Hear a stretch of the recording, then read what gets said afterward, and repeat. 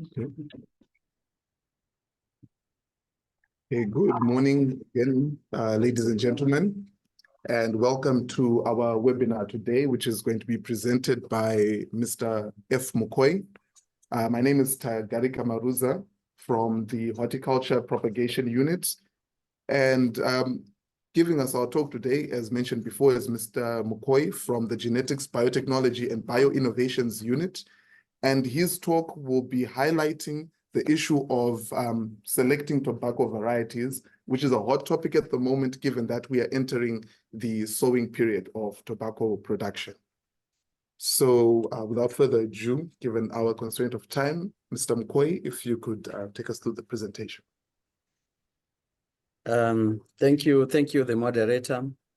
I hope you can all hear me. I would like to welcome you all, our stakeholders who are online, and those who are with us here today. My name is Francis, as has been said, and I'm going to talk to you on a topical issue in the life cycle of our tobacco production, which is the starting point, how to choose a tobacco variety for your area. It is topical, quite topical in this period, like I said. So yeah, that is my topic, how to choose a variety. An overview, I'll also give you an overview of the tobacco varieties that we currently have. That's my presentation outline. Maybe before I proceed, I hope you can all hear me, those online, if someone can confirm, please. We can hear you. Thank you very much. That gives me the green light to go can hear ahead. you. Thank you. You're all welcome. That's my presentation outline. Can hear you. You're welcome. I'll take you down from the introduction. You have a look at the current varieties that we do have. Touch a bit on the variety release roadmap so that you are all aware of what we are doing and where we are going in terms of variety development. Now, as a way of an introduction, this is the philosophy that guides us in the development of tobacco varieties for production in your various areas, wherever you are. We aim at producing multi-disease resistant varieties that are high yielding and of superior quality. Of course, to meet what you require as growers, or should you be merchants, to meet the expectations or the exigencies of what you need. So we ensure that growers in the country and those beyond get these varieties, and we ensure that the varieties would ensure limited use of chemicals, in a sustainable manner. How do we achieve this? These are our strategies. We are constantly out to look for disease resistance gaps, changes in market demands, and we tailor make and we make our varieties, our breeding program, fine-tuned to address some of these challenges. We develop varieties that are adaptable as well as to meet grower requirements. We are also a repository of germplasm for all tobacco types. And we are also on the lookout for emerging challenges, emerging issues. In particular, we have the issues of climate change in the current period. Also ensure through these discussions and a whole other, engagement platforms to ensure that we have stakeholder participation in our breeding program. So through this and through your participation, it's of paramount importance in feeding into the breeding program. Just to take you through the Kutsaga variety development summary, this is information that is important for you.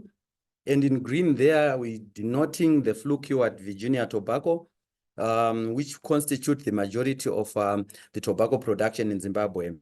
More than 64 varieties have been produced by TRB, but those that are active on the market, I will talk about them in the next slides, but just to give you an overview that we also work on other tobacco types, the likes of Belly, Dark Fire, Dark Air, as well as cigar wrappers, and the number of varieties that have been developed in each category. To appreciate the journey that we have traveled, 1978, variety development spans 2 decades back from 1970. Varieties have been developed, but for the sake of this presentation and for you to have an opinion, I've picked from 1978 up to 20. And of particular importance is to see the that we have made, the genetic gains that we have put across to the farmers in terms of variety development. You can see that positive trajectory to say that our latest varieties that we released in 2019, that's that's 36, can yield that much. Doesn't mean we variety development and development in 2019. There's still a lot of which we did and which I will showcase in the upcoming slides. These are the potential yields, but what is to breeders and to myself is that yield remains very low, far the yield potential of the current varieties. To ensure that that national goes up. And one of the areas we contribute our efforts to ensure that yield goes up starts with the right varieties at your farm. I have very important for you, very important that you need to ask and check for yourself before you can pick any variety. So the first one is a good variety is not a substitute for poor management. I think this is very important for you as growers, that even a silver bullet variety, one which comes from the heaven right now, if it's not managed well, you won't get the best out of it. The second important caveat that I wish to put across to you is that a good variety may also suffer under extreme weather conditions. So in some seasons, even when management is good, but when the season is extremely bad, a good variety can suffer. What am I saying here? There are two, you can see two varieties there. One which is resistant to a particular pest or disease, and to your right is a variety which is susceptible. You can tell the differences, that no matter how good the variety is, it can suffer under extreme conditions, be they of biotic stress or abiotic stresses. Let me take you right into the gist of my presentation, how to choose a variety. So when choosing a variety, there are certain tenets, there are certain questions, there are certain aspects that you need to ask yourself as a grower. The first thing that you have to give yourself an answer to is, where are you? Where are you growing your tobacco from? Are you growing in a slow area, in a medium area, or you are in a fast growing area? Or rather, of late, we now have marginal areas when you have tobacco growers that are growing there. So before you settle on a variety, know the area that you are. I'm going to unpack these areas in the next slides, but put this at the back of your mind that you need to know where you are.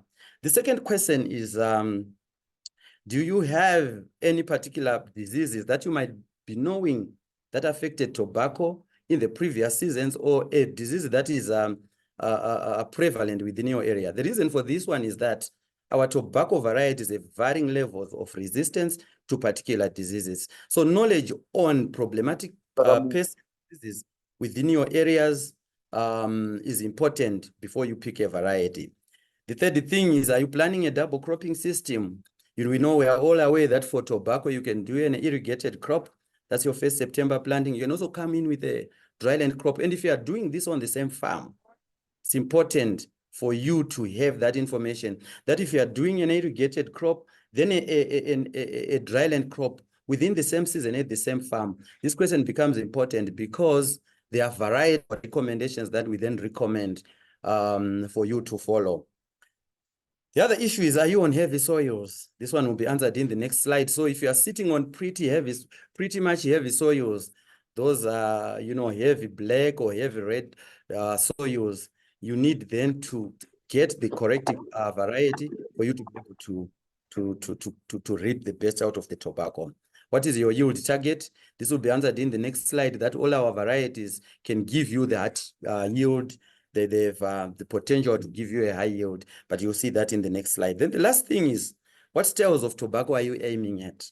Our tobacco varieties can give different cured leaf styles. So it's important for you then to know where you are going to market that tobacco variety. If you are targeting certain markets, you then require certain styles. And before you pick a variety, you need to have that information. So keep all these tenets. There are actually 6. Keep them at the back of your mind. We'll be answering them as we are going through this presentation.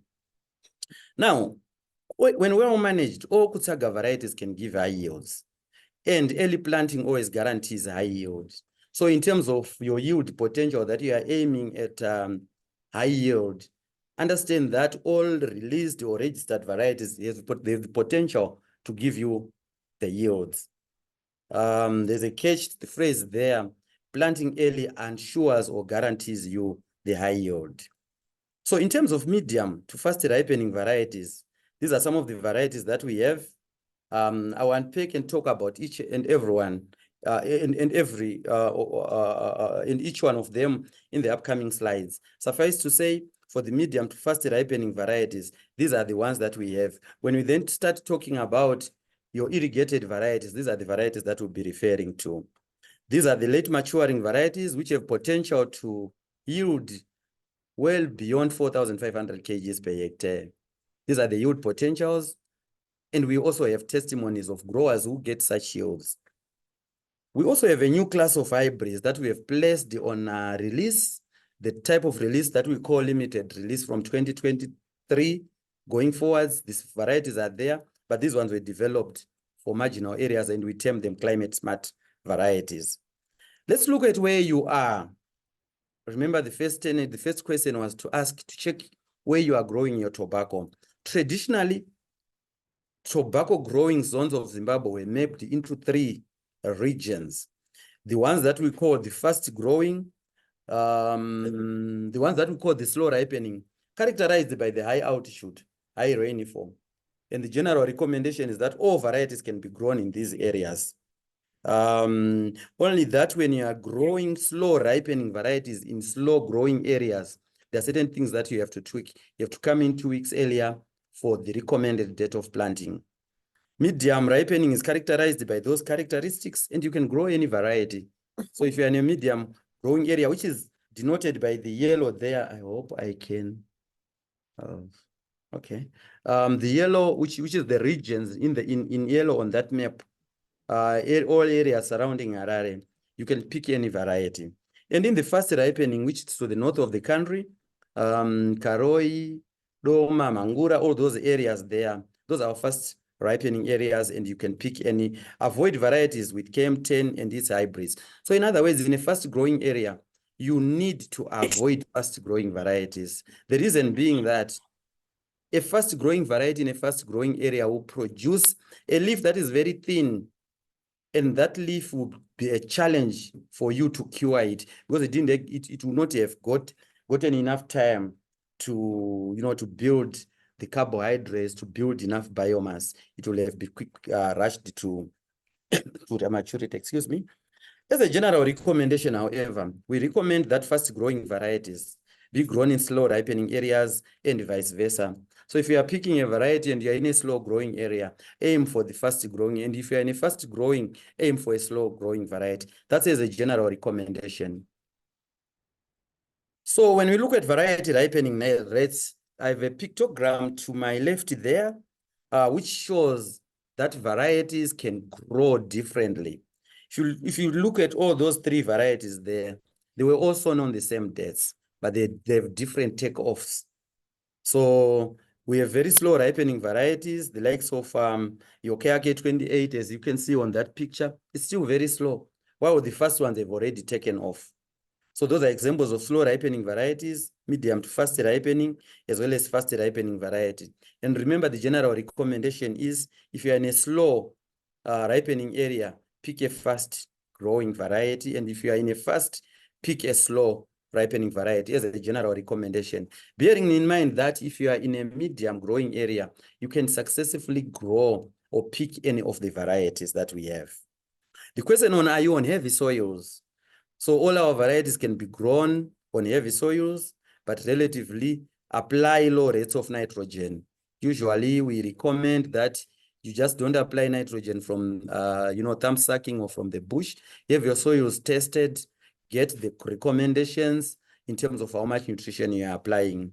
So on heavy soils, the catch is on nitrogen, which must not be done late, as this can affect the quality of the leaf. Let's look at the other tenet. Are your keyword leaf styles? What are you targeting In other words, what cured leaf styles are you aiming to produce? Now, the styles of tobacco that are in demand are ripe, open grained, soft natured, flavory tobacco with high proportions of either orange or lemon grades. This is the statement that puts all our tobacco or tobacco produced in Zimbabwe on the world market. It is these styles of tobacco that the flavory nature, the soft nature of the tobacco, and particularly in terms of the cured leaf styles, either orange or lemon cures. So if you are aiming to produce lemon cures, so cures, we are talking of what comes out after you have cured your leaf in the barn. If you want to produce lemon, cured leaf, aim for those varieties. Do not pick any of the varieties and say, I want to produce a lemon cured leaf style. Then you go in blindly. You need to pick certain varieties. In as much as if you are aiming for deep lemon to orange cures, aim for that variety. If you are aiming for predominantly orange to mahogany leaf styles, those are the varieties to pick, to choose from. I'll move on quickly to look at the varieties that we do have. The irrigated crops or the crops for irrigation or varieties for irrigation in the event that you are doing a double cropping system. These are varieties that then should be characterized by quick germination, fast speed to topping, medium to fast ripening, as well as they have a high holding capacity. So in the next slides, what I will then do is look at examples of some of the varieties that you can pick from. The first variety there is KRK26R. If you're a new grower, you're starting to go into tobacco, we usually recommend you this variety. The reason being that it's quite easy to manage, it's easy to cure. We have actually termed it beginner's variety. And in Shona, in our local language, we have termed it mukadzi usaende. Those who have started growing it, they don't want to move away from it for the reasons that it's easy to manage, it's easy to handle. However, it has moderate resistance to the problematic root knot nematodes. And over years, if you continuously grow this variety in the same piece of land over and over again, I'm sure experienced growers who are joining us will testify that they've begun to see yield declines, basically because of its level of tolerance to root knot nematodes. However, when well managed and everything else remains constant, the variety has the potential to reach 4 tons per hectare, and it cures into your excellent lemon cured leaf styles. The second variety that I can talk about in the irrigated category of varieties is what we call KRK70. This is a new product. It was released in 2019.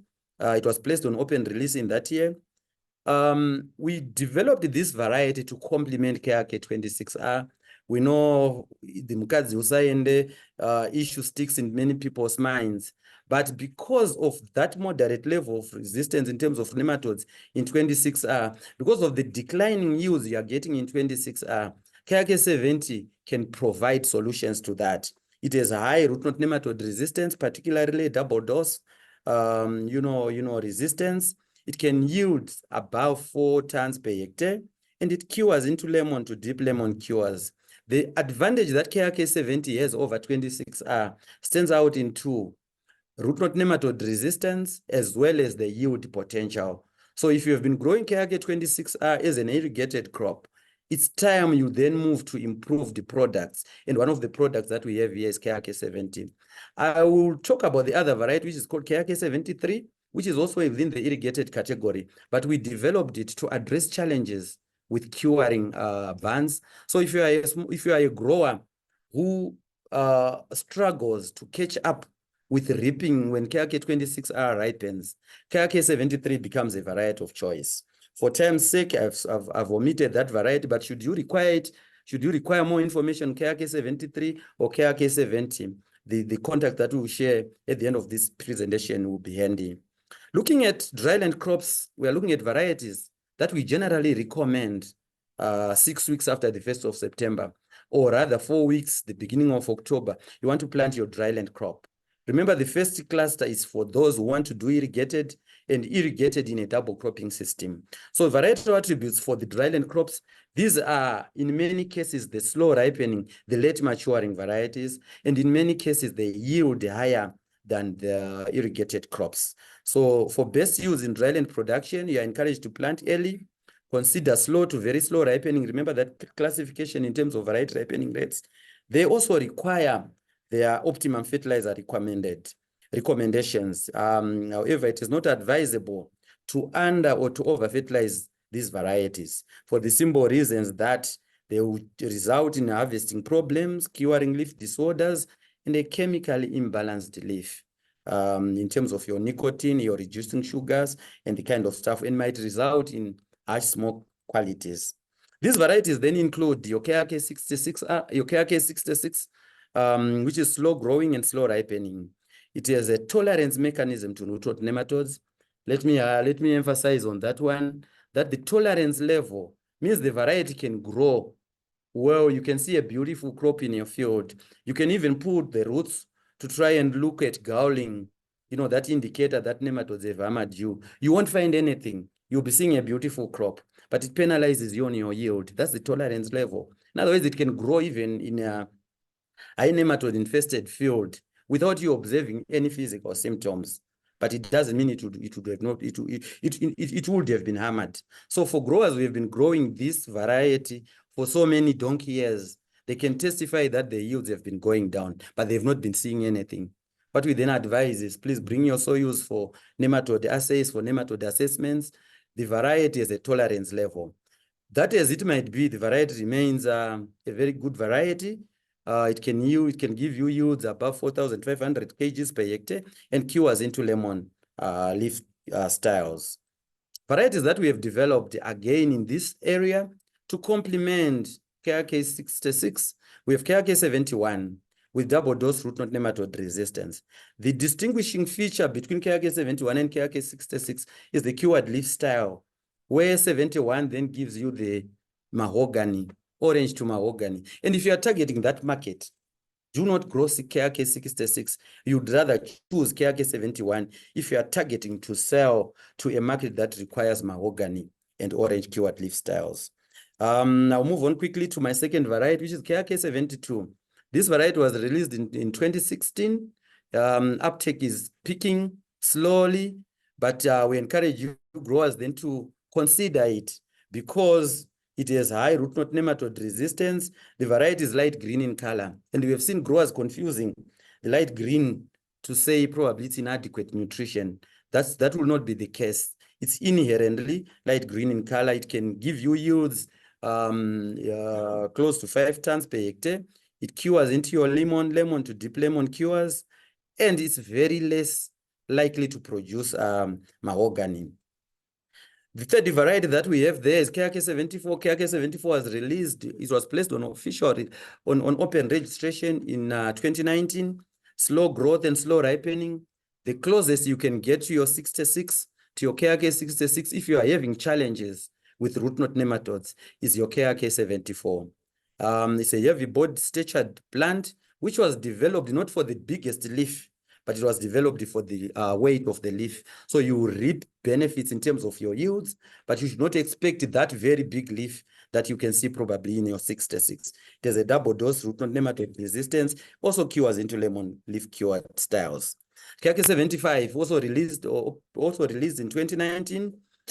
This variety was developed to achieve a variety with high root knot nematode resistance, one, as well as a variety with with a vibrant rooting system that has the capacity in some seasons to extract nutrients and water and under very difficult conditions. So we call it drought tolerant variety. It cures again into orange to mahogany styles. So if you are looking for a variety which gives you orange to mahogany styles and you are worried of the drought, climate change issues, this could be a variety to choose. But if you are aiming for certain markets that require lemon, please do not pick KRK 75. It will disappoint you. It will give you varieties. It will give you cures that are orange to mahogany. I will talk about KRK 76 as one of the varieties that you can also pick on the dryland category. This variety is medium to slow ripening, heavy body stature. We call it the mile long leaf. Among all our varieties, if you are looking at the longest leaf, that which can give you the length equivalent to my height, this is the variety to choose. It is high outer area resistance, bred specifically for foliar disease resistance, moderate levels of resistance to nematodes, and we therefore encourage growers who are doing KRK76, especially for the second and third years. You are then encouraged to come in with supplementary nematicides to ensure that you get the full potential from the variety. And it cures into a very unique cured leaf styles that we call strikingly lemon cures. Unlike the ones that you get in your 66 or in your 26R, these ones are bright lemon cures. Let me quickly move on to the latest variety developments that we have. You will, at the beginning of my presentation, I shared with you this map, that these are the traditional tobacco growing regions of the country. You all agree with me that tobacco production has expanded to other areas which were traditionally not mapped. And over the years, we have seen tobacco being produced in areas outside these areas. Those are that are marked in blue color on my presentation. These areas didn't grow tobacco, but it has been necessitated by an increased grower base over the years, as well as climate change. So those growers in those areas are growing tobacco, but they didn't have any variety to choose. That then motivated a program for us to develop a variety that can be grown in those areas that we term marginal areas. And the idiotype for a short season variety, those are the attributes. Very fast growing to escape drought. So it's a drought resistance mechanism through drought escape. It can give you an acceptable yield above 2,500 kgs. Please take note that that yield is under extreme marginal conditions. Hot, dry, you just receive maybe 2 rainy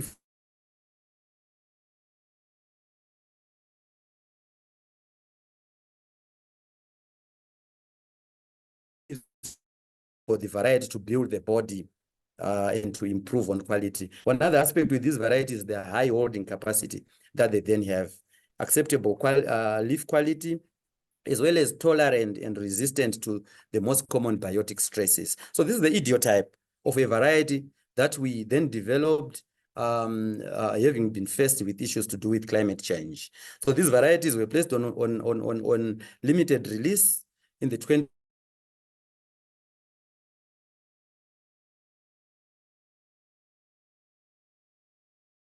A quick descriptor or description of these varieties. But should you require more information about these varieties, we are all available. The plant breeders are available to share this information with you. On to the variety release roadmap. Where are we going? Growers might want to know where we are going. So our breeding program starts with line development, those parental line developments. And on the extreme, that's my left, are just a few parentals. Some of them, you know, we have a lot that has not been included there. But we then move our materials from the experimental tobacco hybrids until they reach to open release. You might wonder where we are. You can see our T78 they will be reaching the stage of open release in 2026, but the seed is already available on limited release. We also have PVY tolerant, lines and varieties that will also be coming as indicated there in 2026. Black Shank Granaville wilt has been a problem in your growing areas. We have a breeding program initially targeted at 2030, but this one has now been speeded up to ensure that we provide materials and varieties in the earliest possible time. So in terms of variety release roadmap, this is where we are going when we look at the breeding pipeline in terms of tobacco. In terms of key breeding objectives, I could have touched this in the first, that we aim to produce a multi-disease resistant variety with high yield, desired cured leaf styles. In the middle there is what we call our land races. Our land races are our traditionally unimproved lines that we have in Zimbabwe or that we have in the world. We do tap a lot from those varieties in terms of our genes, to express different things as we might want. So in conclusion, ladies and gentlemen, Kusaga varieties have the attributes that I have actually given through. But what is important is, should growers require more information on variety, agronomic attributes, including disease resistance management, please, we should be free to contact any of the key contact presented on your screen. We'll also advise growers that should you have challenges within your growing season, please get in touch with any of those contacts or get in touch with the handle for Kutsaga, be it through cell phones, through WhatsApp, through Twitter handles. We are all over to ensure that if you have a challenge, you're able to report that challenge directly to us so that we are able to offer a quick response to you. With this, I would like to thank you.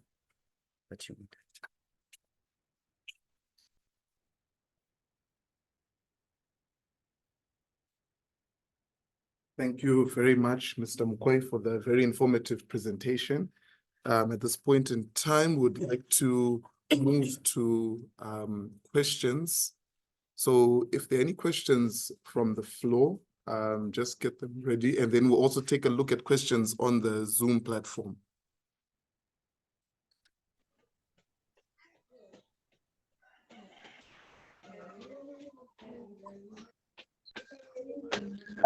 Hi, good morning. Yes, please. Morning. Will you be able to share the presentation? Maybe I joined late. You could have shared that. Yes, it's possible. It's possible. Please send in your email on the chat box. Send in your email or your WhatsApp number on the chat box. We can share with you. Thank you. Secondly, I wanted to unlimited release. Which hybrids do you say you have?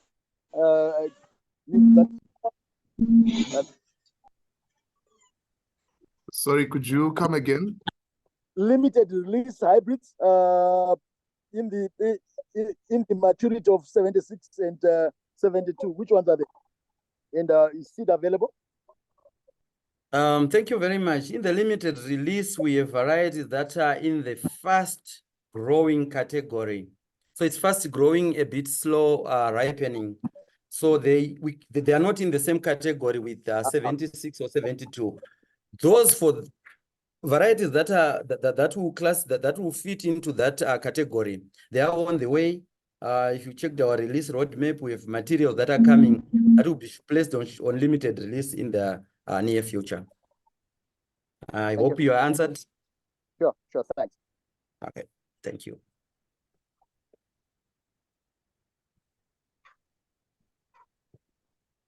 If there are any other questions, any raised hands?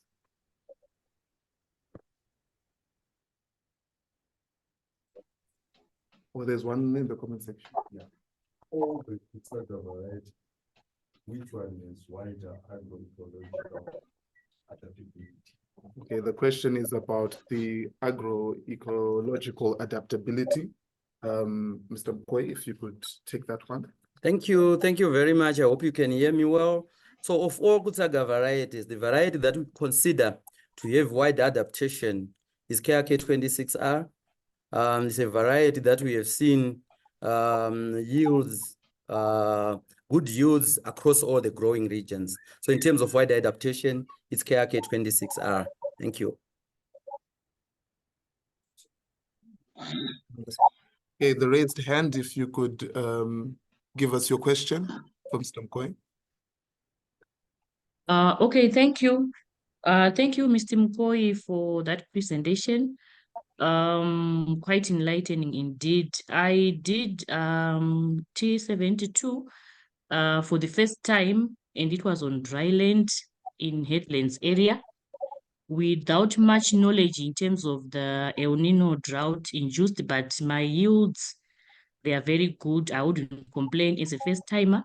But what I'm now going to do, I'm moving into irrigation because I'm drilling a borehole. So I was just wondering what would be the best variety to plant as I will be under irrigation in the next season. That's my question. Thank you. Thank you. Thank you very much.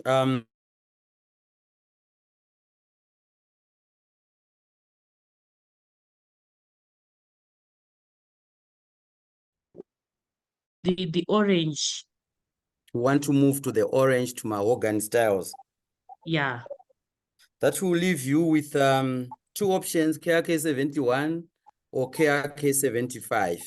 So for an irrigated crop, you are then encouraged to plant quite early from the 1st of September, then you will definitely be able to get the full potential, full expression of the varieties. So it's either KRK 71 or KRK 75 if your target is the orange cured leaf styles. Okay, thank you And, so much, Mr. Mkoy. Yes, please. And please get in touch on any of the numbers. We'll be able to send you the detailed variety information sheet for any of those 2 varieties for your decision. Okay, thank you so much. Welcome. All right, we have a question here from the floor, Mr. Mahere. Thank you, Francis, for that informative presentation. My question pertained to the limited release varieties that you talked about. Can those varieties be grown in any of the traditional tobacco growing regions as an irrigated crop? Just for those on Zoom, the question was pertaining to the limited release and if they could be grown in the traditional cropping zones for tobacco under irrigation. Mr. Mkoy. Okay, thank you. We developed an idiotype which I shared specifically for the marginal areas. However, we have ongoing work to see how these varieties will perform in their optimum environments, and results that we are getting are quite pleasing. A recommendation will come once we are done with the work that we are doing in the high potential areas. So if you are in Marondera and you want to tap into any of the limited release varieties for an irrigated crop, yes, work is still undergoing on that in that area, and we'll be gladly giving you the information once we conclude on that work.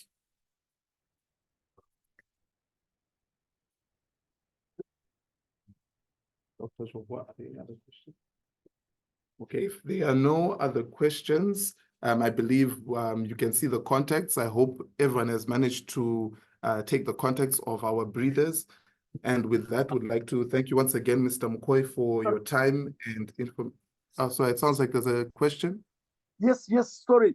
One of my guys at the farm said 76 tends to be brittle and produces a lot of scrap. Is that an observation that you've ever made in your research work? Thank you for that question. No, we have not encountered these situations. What we could what we know is what causes some of those issues things to do with your handling, things to do with your conditioning, and even in-field conditions such as drought can have an effect on some of those things. But in terms of its varietal descriptor and attributes, that one is not there. So there are some things that would need to be tweaked in your management. So again, get in touch with the contacts that are there. Throw in a WhatsApp message. We are able then to advise you on that one more. Thank you so much. You're welcome. Okay. Thank you all for attending. Once more, I guess it's a hot topic. It's in the comment section. Varieties that you presented, which are the varieties that